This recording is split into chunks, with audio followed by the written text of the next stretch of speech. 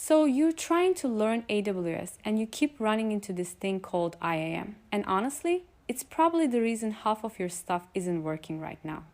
You're getting access denied errors everywhere, you're confused about users versus roles, and you just want someone to explain this without making it sound like a legal document. That's exactly what we're doing today. By the end of this video, you're going to understand IAM well enough to actually fix those permission errors yourself. No more copying random policies from Stack Overflow and hoping they work. Let's get into it. What is IAM and why should you care? So IAM stands for Identity and Access Management. But forget the acronym for a second. Here's what it actually does. IAM answers two questions. Who are you and what are you allowed to do?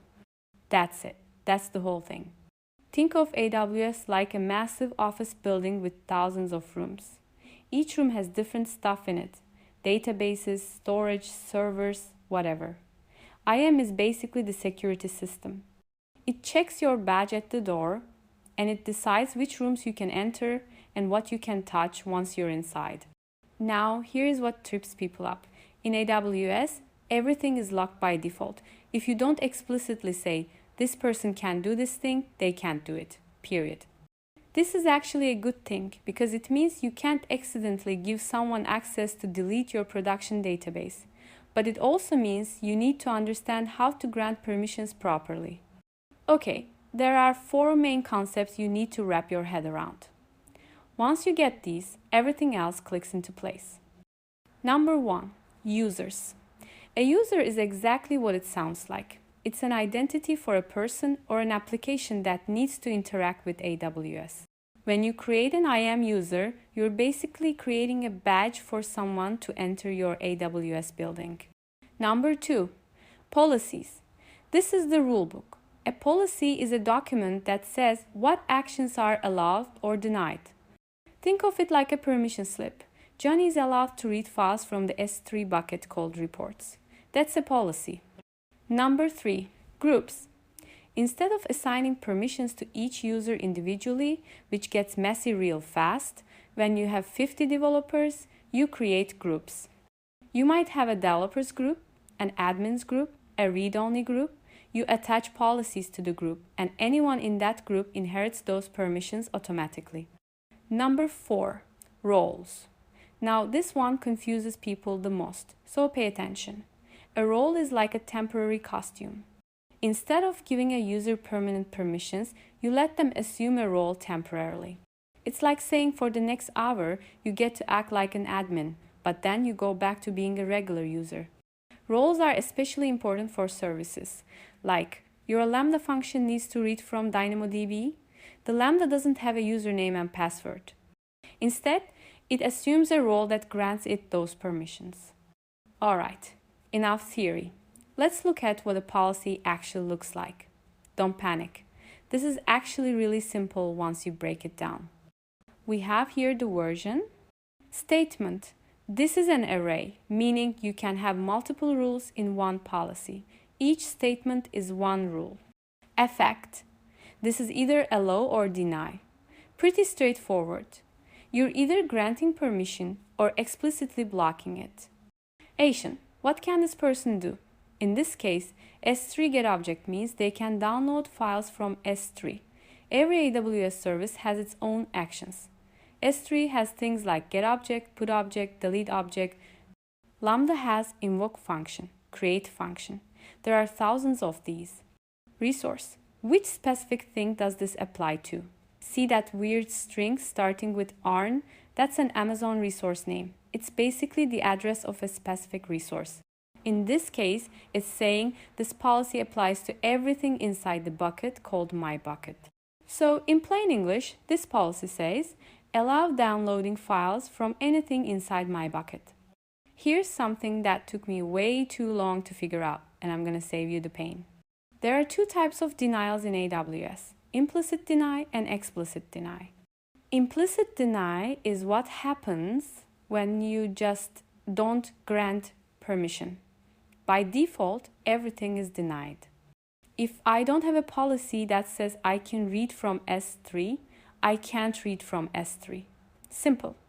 Explicit deny is when you specifically write deny in a policy. And here's the critical part. Explicit deny always wins. Let me give you a scenario. Let's say you have a policy that says allow all S3 actions. Great, you can do everything with S3. But then someone attaches another policy that says denies 3 delete bucket. Can you delete buckets? No, the deny wins, always. This is actually really useful. You might give your developers broad access, but then attach a deny policy that prevents them from touching production resources. Safety net. Okay, let's clear up the confusion between users and roles because this comes up constantly. Use the user when an actual human being needs to log into the AWS console. Someone needs long-term programmatic access, like their personal CLI setup. You need to track actions back to a specific person. Use a role when an AWS service needs permissions like Lambda, EC2, ECS. You need temporary access, maybe for a contractor who's only here for a month. You're doing cross-account access, like when your application in account A needs to read from a database in account B. You want to follow the principle of least privilege more strictly. Here's a real-world example.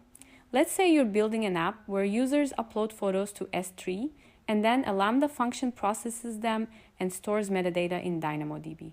The Lambda function is not a person. You don't create a user for it. Instead, you create a role, let's call it photo processor role, and you attach a policy that allows S3, getObject, and DynamoDB put item. Then you assign that role to the Lambda function. Now, when the Lambda runs, it automatically has those permissions.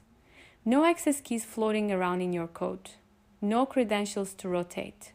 The Lambda just assumes the role and does its job. Speaking of credentials, let's talk about access keys. Every IAM user can have access keys. These are 2 strings, an access key ID and a secret access key. Think of them as a username and password for programmatic access.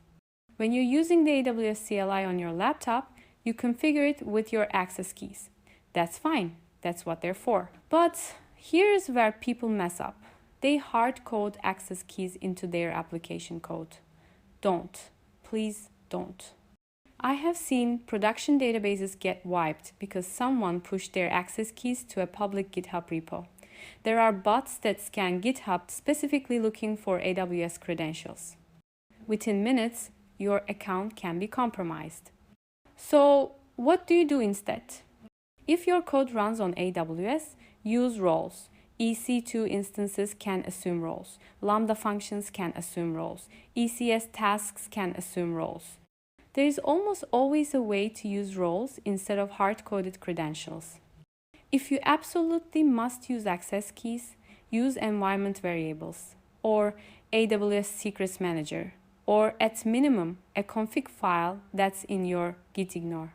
But really, try to use roles. When you first create an AWS account, you sign up with your email address. That account is called the root user, and it's special. The root user can do absolutely anything.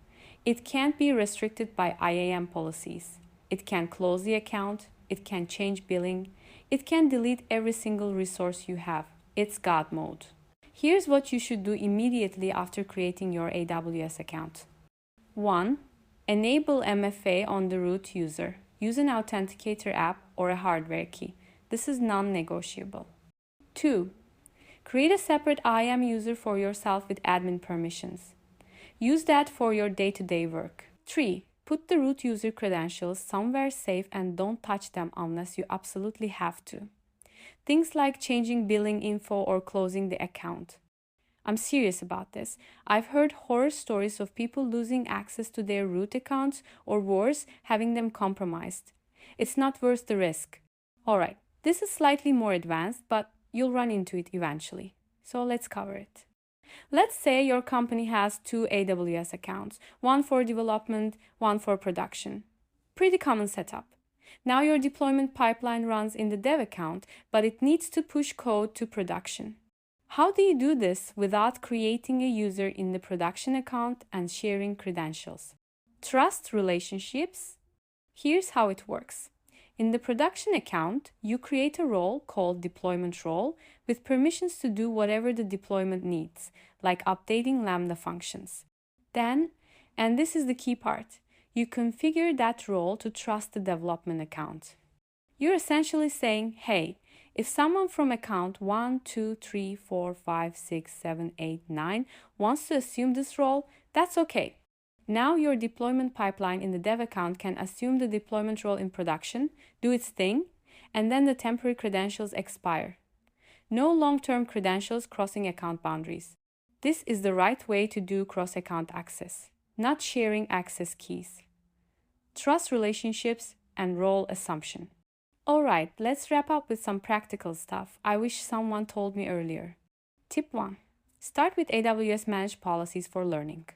AWS has pre-built policies for common scenarios. Things like Amazon S3 read-only access or Amazon DynamoDB full access. When you're learning, use these. They're well tested and they give you a sense of how policies should look. Later, you can create custom policies that are more restrictive. Tip 2. Use the IAM Policy Simulator. This is a tool built into AWS. You can select a user, pick an action, and it'll tell you whether that action would be allowed or denied and why. When you're debugging permission issues, this is your best friend. Seriously, bookmark it. Tip 3. Check CloudTrail when things go wrong. CloudTrail logs every API call in your account. If you're getting access denied and you can't figure out why, look at CloudTrail. It'll show you exactly what action was attempted and often gives you hints about what's missing. Tip 4. Principle of least privilege. Actually follow it.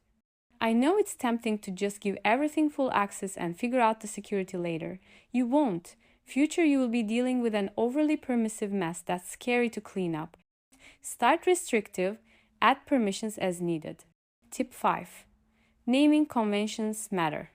When you're creating users, roles, and policies, use clear names. DevTeam S3 read-only tells you exactly what it is. Policy 1 tells you nothing. Your future self will thank you. Alright, let's bring it all together. IAM controls who can do what in your AWS account. Users are for people and long-term access. Roles are for services and temporary access. Policies are the rulebooks that grant or deny permissions. They have an effect, actions, and resources. Everything is denied by default. You have to explicitly grant access. Explicit deny always beats allow. Protect your root account like it's the nuclear launch codes. Use roles instead of hard-coded credentials whenever possible. Start with managed policies, then get more specific as you learn. And honestly, that's the core of IAM. There is more advanced stuff. Permission boundaries, service control policies, identity federation. But what we covered today will handle like 90% of what you'll run into as a developer. If this was useful, please like and subscribe. I'll see you in the next one.